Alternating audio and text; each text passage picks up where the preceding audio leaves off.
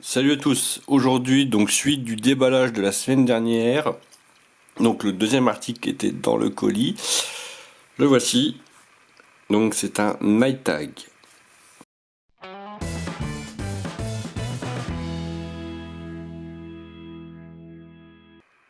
Donc colis acheté sur Mini in the Box avec le kit Bluetooth qu'on a vu la semaine dernière, donc au prix de 4,65 €. Alors voici comment que ça se présente. Donc, iTag compatible iPhone, Android. Donc, ce qui permet, d'après ce qu'ils disent, donc rechercher l'emplacement de la voiture où elle est garée. Enregistrement de voix, permet d'une télécommande donc pour faire des photos, anti-perte et pour retrouver ses objets perdus. Donc voilà, bah là, un super étiquette de Mini in the Box. Hein. Donc du coup, on avait des schémas pour expliquer un peu ce que ça pouvait faire. De toute façon, grosso modo, c'est ce que je viens de dire. Donc, on déballe ça. Alors, light tag avec l'emplacement sûrement de la pile qui est apparemment déjà dedans. Et le manuel. Alors, manuel en anglais et en chinois. Voilà, voilà. Bien. Je prends donc mon téléphone. J'installe l'application qui s'appelle iCharging. Je la montre juste là. Voilà. Donc dispositif bien trouvé au cas. On va allumer l'iTag. Donc j'appuie dessus pendant 3 secondes. Voilà, on voit bien la lumière bleue qui dit qu'il est allumé. On fait une recherche. Ouais. Ah bon, ouais, c'est celui-là.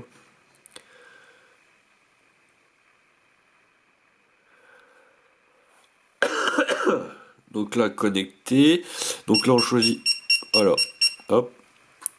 Si donc par exemple on a perdu nos clés, on cherche où elles sont. Si on n'est pas très loin, donc connecté du Bluetooth, hein, donc 20-30 mètres, hein, je crois. On clique sur alerte.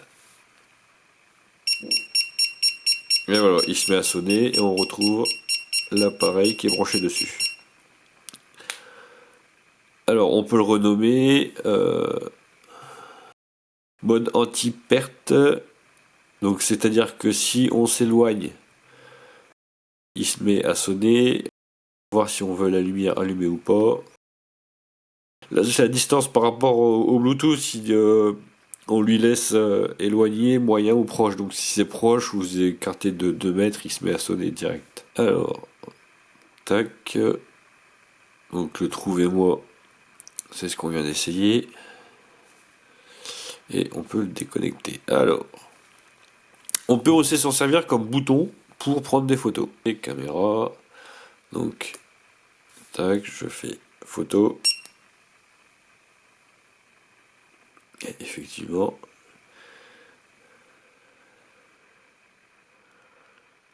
et emplacement, donc ça c'est le dernier emplacement connu.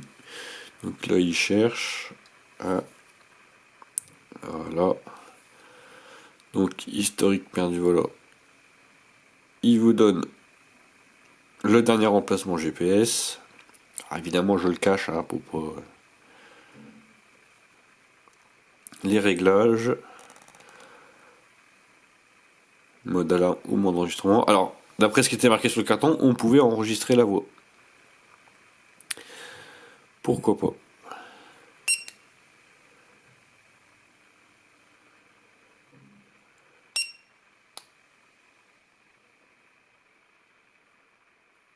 Et le dernier bouton, vous avez le manuel en anglais pour savoir comment vous en servir.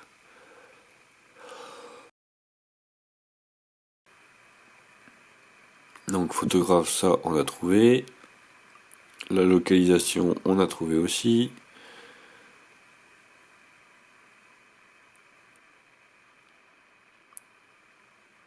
Donc par exemple quand on regarde notre voiture, on clique une fois. et qu'on veut la retrouver, il suffit d'avoir la localisation et il vous dire exactement où est votre voiture.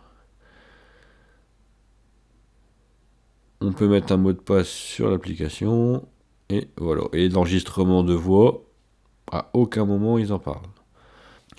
Bon bref, honnêtement, bon, à part le fait de comme bouton photo ou à la limite mettre ça sur ses clés au cas où on les perd, bon, je trouve pas l'objet super utile. Hein, à la limite, on va peut-être essayer plutôt d'autres choses plus intéressantes dans le même domaine, on va voir. Mais bon là, même si c'est pas très cher, 4 euros, bah voilà, moi je sais pas certainement si je m'en servirais. Voilà. Bah, c'est tout. On se revoit la prochaine fois pour une nouvelle vidéo. Et je vous dis à plus. Salut!